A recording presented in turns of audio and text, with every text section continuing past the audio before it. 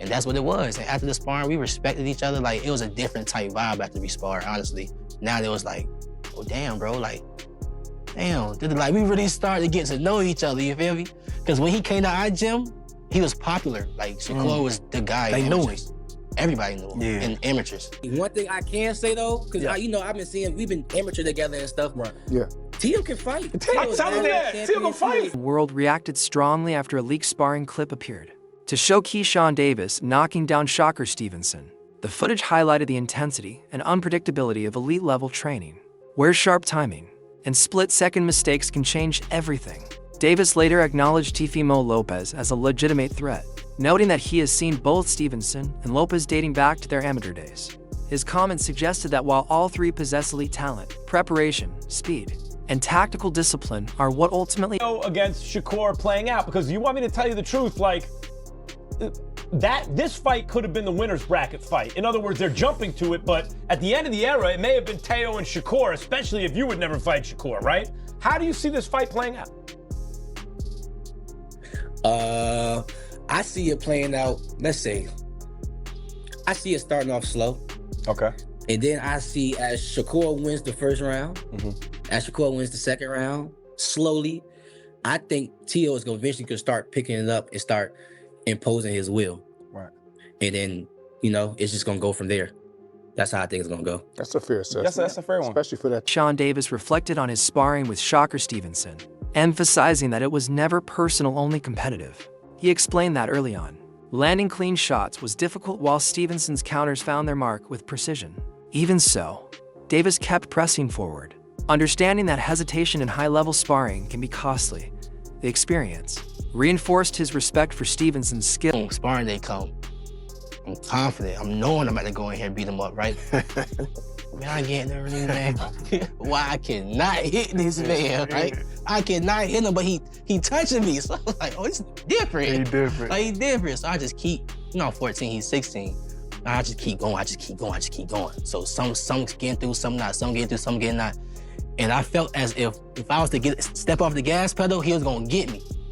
So I just had to keep going, you feel me? And I know he explained that a lot of times in interviews, like that's why he respect me so much, because in that sparring right there, I didn't respect him at all. I was trying to F him up, you know what I'm saying? Like, and that's what it was. And after the sparring, we respected each other. Like, it was a different type vibe after we sparred, honestly. Now it was like, oh, damn, bro, like, damn. Like, we really started to get to know each other, you feel me?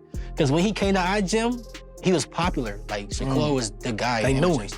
Everybody knew. Stevenson has continued to train with intensity throughout his fight camp, showing unwavering focus and discipline. Every session is treated with purpose as he sharpens his technique, refines his speed, and builds endurance. His preparation goes beyond physical work. Stevenson studies opponents closely, breaks down tendencies, and visualizes different fight scenarios to stay mentally sharp. The emphasis in camp is consistency, precision, and steady improvement across all areas. By maintaining this level of concentration, Shakur aims to enter the ring fully prepared, confident, and ready to execute his game plan at the highest level. Discipline, time away from my family. How you gonna beat me? Ain't no way you can beat me that way, bro. That's why I keep saying I'm the best. Niggas don't want this shit more than me. I know it. I know it. I want this shit so bad. So bad. Shit easy, gang. Easy, man. Easy. Always easy, man. You already know. Always easy, man. This supposed to be a sprint. Let's go. This ain't no sprint. No, it's a job. Let's go. We ready. This reflects on his long-standing connection with Shakur Stevenson. From the very beginning, the two shared a bond that went beyond the ring, with Keyshawn describing Stevenson as a brother. Despite their close relationship, a competitive rivalry developed, pushing both athletes to improve and challenge each other at every stage of their careers. This mix of camaraderie and competition helped shape their growth as they learned from one another while striving to excel. Keyshawn emphasizes that their rivalry was always rooted in mutual respect and a shared desire to reach the highest levels of boxing. It's family, bro. Like, I'm never, ever fighting Shakur. You know what I'm saying? I'm not. it's not even gonna feel right. What were some of the experiences like with you guys growing up like as young men and young teenagers in Virginia? Like what some of those things that shaped you to know like he's my brother, man, I could never do that. Yeah, the moment when I was like, all right, yeah, Shakur, I genuinely actually got real love for you was when I was going through my deep depression times. Even before I was going into the mental home, I used to tell my brother a lot. But then I started like backing off from my little brother because he was my little brother. I started talking to Shakur a lot about like how I was feeling and how I was thinking and what I was doing to myself. And Shakur was just giving me advice that I really like take in and like, damn, okay, I got you and stuff like that. And then I end up going to the mental home and, you know, like he calling me in there, checking up on me and stuff like that. I get out of the mental home, he pulling up on me, making sure I'm straight, making sure I get back in the gym, making sure I continue to do what I love. So Keyshawn Davis also spoke about his long-standing relationship with Shakur Stevenson from early on. Their bond extended beyond boxing, with Davis describing Stevenson as a brother. Despite that closeness, a competitive rivalry naturally developed, pushing both fighters to grow and challenge each other at every stage of their careers. This balance of friendship and competition helped shape their development, allowing them to learn from one another while constantly raising the bar. Davis emphasized that their rivalry was always built on mutual respect and a shared drive to reach the top of the sport. 5 interview appearing on the Ariel Helwani show, Shakur Stevenson addressed his upcoming fight with Teofimo Lopez with calm confidence. He responded directly to critics who questioned his readiness, stating that Lopez has never faced a fighter of his level. Stevenson made it clear that his blend of speed, strategy, and adaptability presents challenges Lopez has not yet encountered. While acknowledging Lopez's power and accomplishments, Shakur stressed that his focus remains on preparation and execution, not hype. He explained that he plans to stay true to his style, controlling distance, timing, and pace rather than engaging in unnecessary exchanges. This measured approach reflects Stevenson's maturity and his belief that intelligence and discipline will allow him to dictate the fight from the opening bell. Cool. I mean, that's their opinion. Like, you know, they could say that. But I know he never fought nobody on my level. Like, I'm 1,000,000% sure that Teo has never seen nobody as good as me in his life. He's talking about, like, once he gets through you, then he wants Crawford, names like that. How do you think he would do against someone like Terrence at this point? I think he gets knocked out. Can't even hang with him. Yeah, he's too little. Bud is too big for him. Right. As far as skills, though, do you think he's on par with the likes of Terrence? I'm not gonna say he's on a Terrence Crawford level of skills, but he's very skillful. He got a lot of things with him that puts him at a high level. One thing that was interesting to me was it seemed like you were going to move on from Matchroom, but now Eddie Hearn is involved in this, and this is a Matchroom event, it seems like. I know it's a ring card too, but he's promoting it here in the United States. So what is the state of your relationship with Eddie and Matchroom at this point?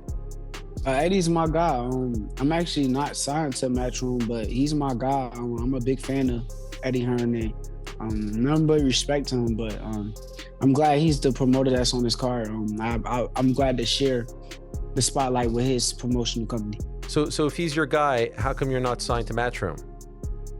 I mean, it's just business. If it makes sense, then I will. You know, if it come down to it and that's what makes sense, then we'll do it. But right now, I don't think it makes sense. Okay, so are you just more of like your own man at this point? Your own entity? Yeah, I am. Okay. Do you negotiate with the ring people, with Turkey? You just do that yourself? Bozy Ennis, a respected boxing trainer and analyst, also weighed in on the Stevenson-Lopez matchup. He issued a clear warning to Teofimo Lopez, stressing that overlooking Shakur Stevenson would be a serious mistake. Ennis highlighted that Stevenson's speed is not just about quickness, but about control, allowing him to manage distance, avoid danger, and create precise counter opportunities. He noted that fighters who rely heavily on power without accounting for timing and movement often struggle against Stevenson. According to Ennis, the combination of Shakur's intelligence and velocity makes him a uniquely difficult and dangerous opponent in the... Pick them apart. And I gotta tell everybody that what you call him is real athletic too. Teofimo. So I mean, I don't think it's gonna be an easy fight. You know what I mean? People think, a lot of people say it's gonna be easy and all that. Nah. Teofimo can punch and he can box. And like I said, he's real athletic. So, you know what I mean? That'll make it a little difficult right there. You know what I mean? I see a lot of people going back and forth with it. Some people think Teo got the advantage because of the weight and that he's athletic and explosive. Some people say Shakur is the better boxer. Yes. Right? How you see that fight ending? Well, they saying, you know, they've got the weight and all that. I see Shakur boxing big guys, light heavyweights and all that stuff. Just like Moose, you know, he boxes heavyweights and put the heavyweights down. You know what I mean? I think that's the right move for him. You know what I mean? Get up, and I think he can really do good at that weight.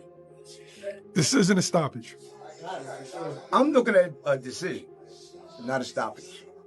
But then all according how Teo come in, if Teo come at him, you know, I mean, he's gonna run into some shots. It might be over. You know what I mean? Now, you always tell me it's the shot that you don't see coming. That's it. That power is speed. Right. So, could it be a situation where people underestimate Shakur's punching power? Yeah. I think Shakur can punch. You know what I mean? I think he can punch. It's just like I said, speed is power. You know, not them guys, muscle-bound guys come in and they tell me, oh, he can punch and all that. Like I just got finished saying, like you just got finished saying, matter of fact, the punch that you don't see knocks him out. And they always say, man, I didn't see that punch coming.